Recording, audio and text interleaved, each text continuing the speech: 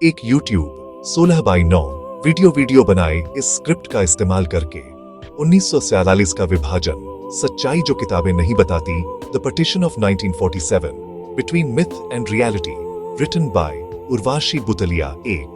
1947 का विभाजन, मिथक और हकीकत के बीच 2, क्राउन की कमजोर पकड़ DDH, ब्रिटेन की जल्दबाजी में वापसी 3, बंटवारे के आर्किटेक्ट्स, नेता और उनकी विरासत 4, जल्दबाजी में खींची गई एक लकीर, रैडक्लिफ कमीशन का घातक स्ट्रोक 5, सबसे लंबे दिन 15 अगस्त 1947 तक का काउंटडाउन 6, द ग्रेट डिसलोकेशन, दर्द की एक इंसानी नदी।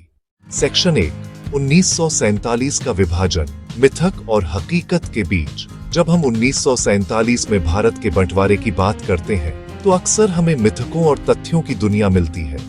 एक आम सोच है कि यह बंटवारा एक इनेविटेबल नतीजा था, दो समुदायों के बीच एक साफ अलगाव। एक और मिथक यह है कि जिम्मेदारी सिर्फ एक नेता या एक पार्टी पर है, लेकिन सच्चाई ज्यादा कॉम्प्लेक्स है। राजनीतिक गलतियां, कॉलोनियल एक्सपीडियंसी, बढ़ते कम्युनल टेंशंस। स्टोरी बुक्स अक्सर एक सैनिटाइज्ड वर्जन देती हैं। असली कहानी लाखों लोगों की यादों और जख्मों में है। ये सिर्फ मैप्स का फेर नहीं था, ये शेयर्ड कल्चरल फैब्रिक का फटना था। बंटवारा एक गहरा मानवीय त्रासदी था। इसके बीज बहुत पहले बो दिए गए थे। फूट डालो और राज करो नीति का असर, इसने धीरे धीरे हिंदुओं और मुसलमानों के बीच खाई पैदा की। भाषाएं, परंपराएं, मोहल्ले जो पहले साझा थे, 1930 और 40 के दशक के पॉलिटिकल डिस्कोर्स ने अंतर बढ़ाया। मिडिल ग्राउंड खोजने में विफलता ने बाद की विभाजन की राह खोल दी। बंटवारा परिस्थितियों का एक परफेक्ट स्टॉर्म था। Section 2, the faltering grip of the crown. Britain की जल्दबाजी में वापसी। ब्रिटिश ने लगभग 2 सदियों तक भारत पर राज किया, एक ऐसा दौर जो आर्थिक शोषण और राजनीतिक अधीनता से भरा था। वर्ल्ड वॉर 2 के अंत तक साम्राज्य अपने पुराने रूप की छाया भर रह गया था। युद्ध ने ब्रिटेन का खजाना खाली कर दिया था, उसकी अर्थव्यवस्था को पंगु बना दिया था। भारतीय स्वतंत्रता आंदोलन एक अनस्टॉपेबल फोर्स बन गया था। क्लीमेंट एटली की लेबर सरकार डिकॉलोनाइज करने के जनादेश के साथ आई। अब सवाल यह था कि पावर का ट्रांसफर कैसे और कब होगा। ब्रिटेन 1948 के जून से पहले पावर ट्रांसफर कर देगा। माउंटबैटन भारत आए और टाइमलाइन को 15 अगस्त 1947 तक बढ़ा दिया। 5 महीने से भी कम समय बचा। एसेट्स का डिवीजन, सीमाओं का निर्धारण, मिनॉरिटीज की सुरक्षा, एडिक्वेट प्लान नहीं था। सिविल सर्विस और पुलिस कम्युनल लाइंस पर पोलराइज्ड होकर इनइफेक्टिव हो गए। सब कॉन्टिनेंट को 2 डोमिनियंस, भारत और पाकिस्तान, में पार्टीशन करने का फैसला हुआ। सेक्शन 3, बंटवारे के आर्किटेक्ट्स, नेता और उनकी विरासत। जवाहरलाल नेहरू एक सेक्युलर और यूनाइटेड भारत के प्रबल विश्वासी थे। उन्होंने पाकिस्तान की मांग को पॉलिटिकल मैनूवर और डिविसिव विरासत माना। मोहम्मद अली जिन्ना 2 नेशन थियोरी के चैंपियन बने, कल्चरल और पॉलिटिकल सर्वाइवल पर जोर देते हुए। उनके अनयील्डिंग स्टांस ने कॉम्प्रोमाइज की गुंजाइश घटा दी। माउंटबैटन ने डेडलाइन पर फोकस रखते हुए प्रक्रिया तेज की, एक कैटास्ट्रोफिक एरर माना गया।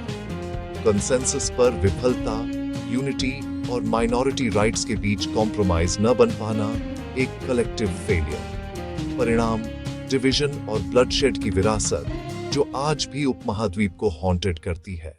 एक बार जब भारत को बांटने का फैसला हो गया, नई इंटरनेशनल बॉर्डर खींचना था। दोनों कमीशन का नेतृत्व सर सिरिल रैडक्लिफ ने किया।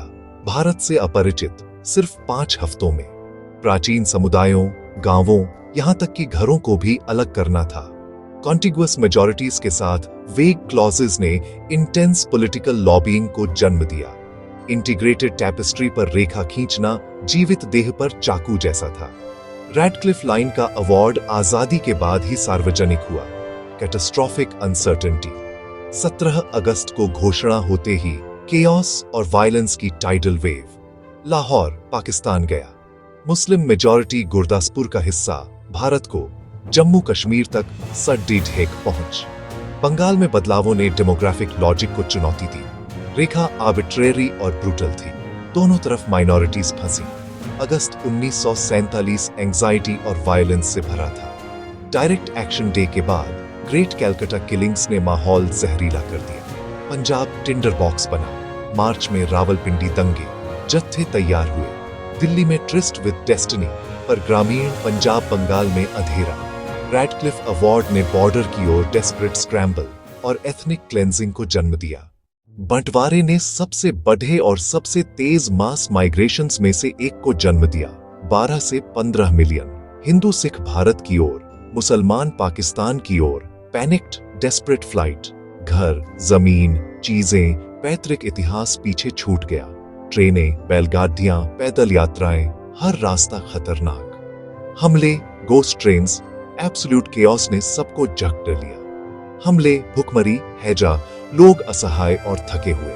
स्कूल, मंदिर, गुरुद्वारे, खुले मैदान, मेकशिफ्ट कैंप्स, स्क्वालिड और कमी से जूझते। चेहरों पर थकान और शोक उकेरा हुआ था। आंखों से परे व्यक्तिगत कहानियां बंटवारे की असली कीमत बताती हैं। एक किसान जिसने कटाई से पहले खेत छोड़ दिए, वह भूमि फिर कभी न देखी। लाहौर की महिला के लिए खोना धन नहीं, स्मृति थी। एक बच्चा जो माता पिता से बिछड़ा, नाम और परिवार दोनों खो गए। पड़ोसी एक दूसरे की जान बचाते रहे, खामोश बहादुरी। अपने अतीत को न छोड़कर अपने ही घर में अजनबी बनकर रहे। जख्म पीढ़ियों तक रहे, रिश्ते, कश्मीर और अविश्वास की विरासत। इन कहानियों को याद रखना, साझा दर्द को स्वीकारना है, ताकि ऐसी त्रासदी फिर न हो।